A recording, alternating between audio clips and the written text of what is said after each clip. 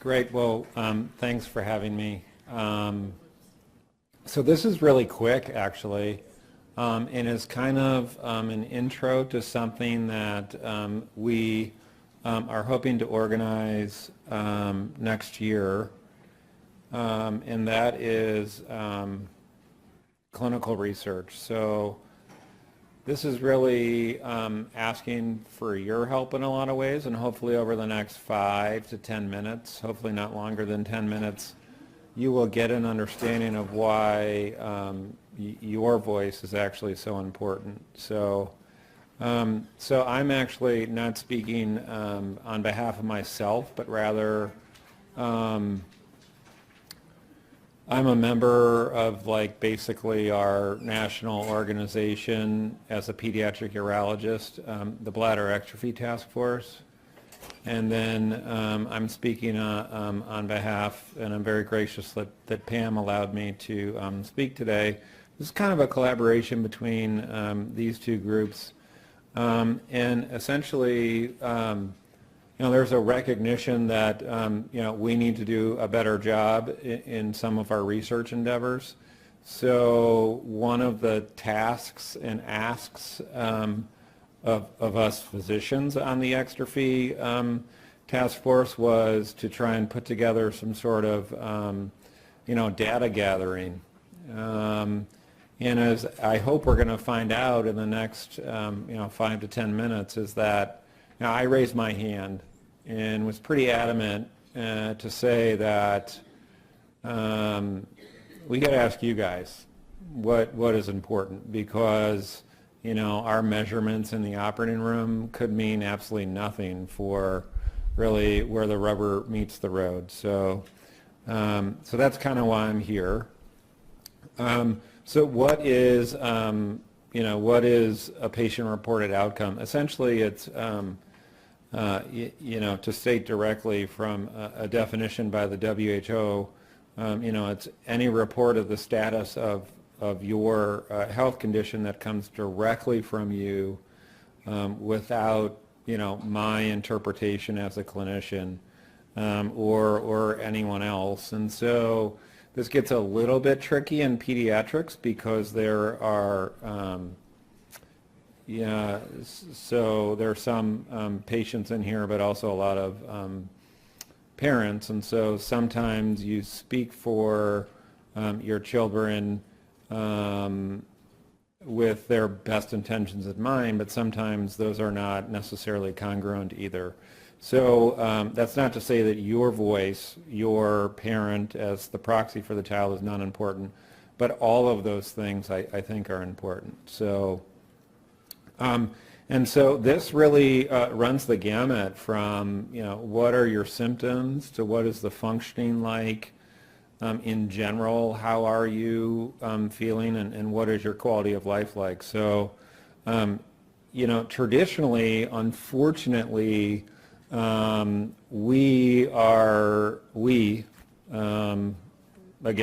sort of clinicians and members of the surgical community are on the left side of this spectrum. We can measure heart rate and bladder capacity and pressures and so on, and certainly all of that is important. Our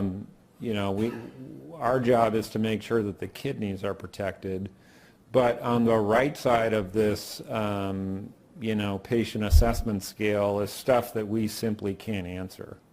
And so that comes from you. And so why is this so important? Well, in pediatric urology and specifically in bladder extrophy, we just don't have some of the things that I think we need. Adults with any number of conditions, diabetes, hypertension, prostate cancer, bladder cancer, all this has been sort of done just because some of the researchers and providers were a little bit ahead of the time, whereas we're a little bit behind. So a lot of the questionnaires and things that you may have been asked, you or your children may have been asked to participate in before, are really coming from a clinical mindset. So my ask, and what you're going to see in a couple minutes, is like your voice is really important, and honestly, in many ways, you are the experts only because you are living, with a child with the condition or with the condition yourself. So just some examples of where we could be. This is one of the probably the most highly used, surveys that a man that's like 50 that has problems urinating would do almost every time they go see their urologist. This is something that was developed like in 1990, actually here in Los Angeles by the now chairman at UCLA. And it started, frankly, all of these things are generated from talking to patients. So what was important to them, which is totally different because what you find might be important could be completely opposite what we think would be important. And then in the pediatric realm, there are other things. So, so this is basically incorporating the patient's voice for acne and sequelae thereof. And then obviously strep throat is an important thing. So this is a publication about a patient-reported outcome questionnaire for strep throat and how that can not just does it hurt to swallow, but what are things that were important for you. And to shift gears a little bit, this is becoming very important. So like the U.S. Food and Drug Administration is actually incorporating some of these sort of metrics into approvals. And then really important is this national agency called PCORI, or the Patient-Centered Outcomes Research Institute.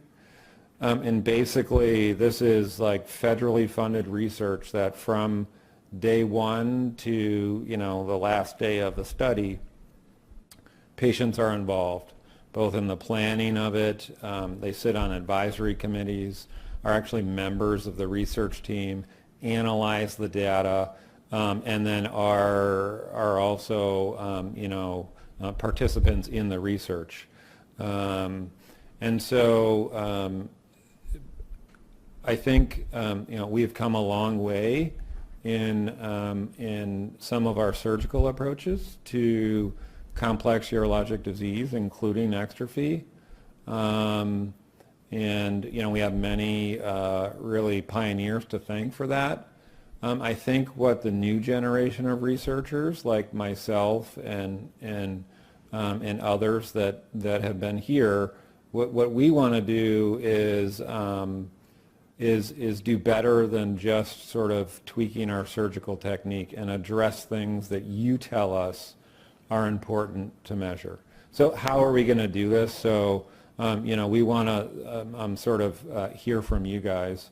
And there are different ways to do this. Obviously, you can fill out a survey. I know that the group in Seattle did sort of a social media. They recruited participants through social media and the ABC group to try and answer some things. But there are other ways to do that, and some of that is really hearing in firsthand, in first person from either parents and or patients, what their experience is like. And so this would be, we're planning on professional moderators, not clinicians, not psychologists, but people that can just sort of, lead a discussion about what is important for you and or your children living with the condition. And then there's a very sort of rigorous and scientific way of trying to analyze that and fleshing out what is important from those. We have met in May to sort of tentatively set perhaps like 12 months from now is the time when we might do this at the meeting in Baltimore. But we also recognize that travel might be difficult and so forth, so we will probably have like a West Coast meeting as well. And so this is kind of just a precursor to what we're hoping to do. The survey that you have is something that the Society for Pediatric Urology, like people like myself that are on the committee, we just want to sort of appropriately plan for this.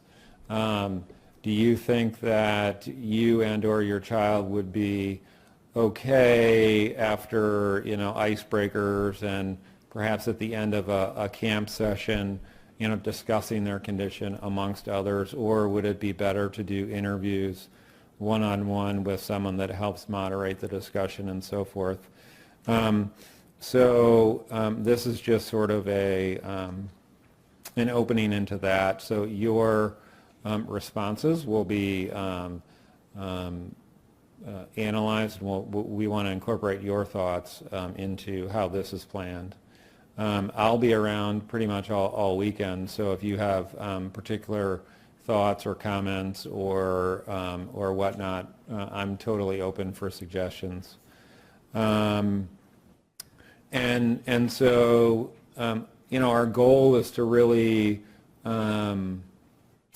try and respond to what you tell us is important as providers.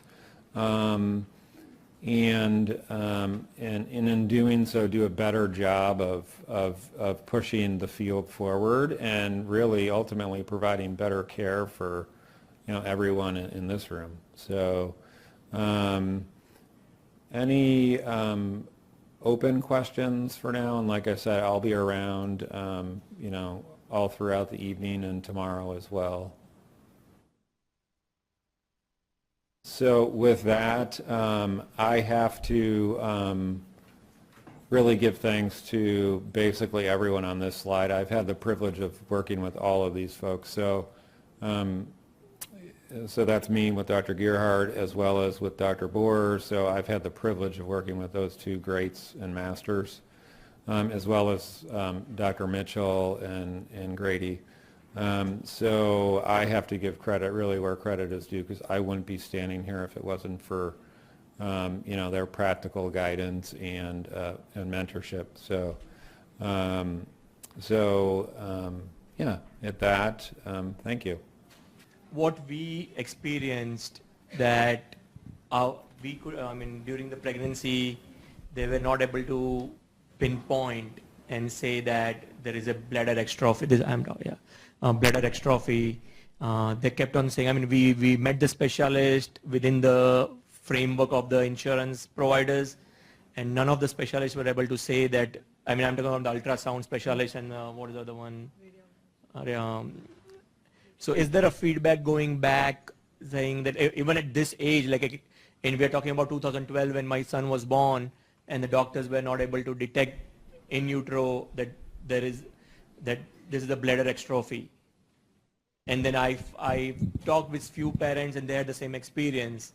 So is there a way to send the message back into a continuing education program or something where they can say future pregnancies where if they find something like this, that this is a bladder extrophy?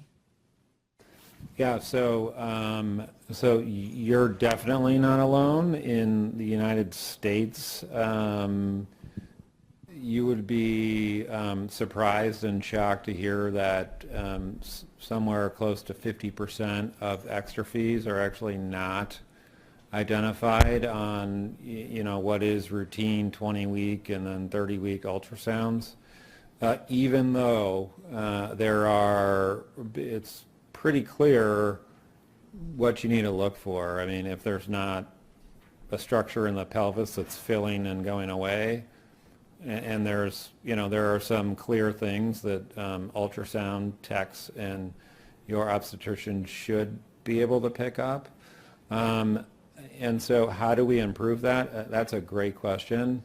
I think it's probably important to sort of get the message out amongst obstetricians as well.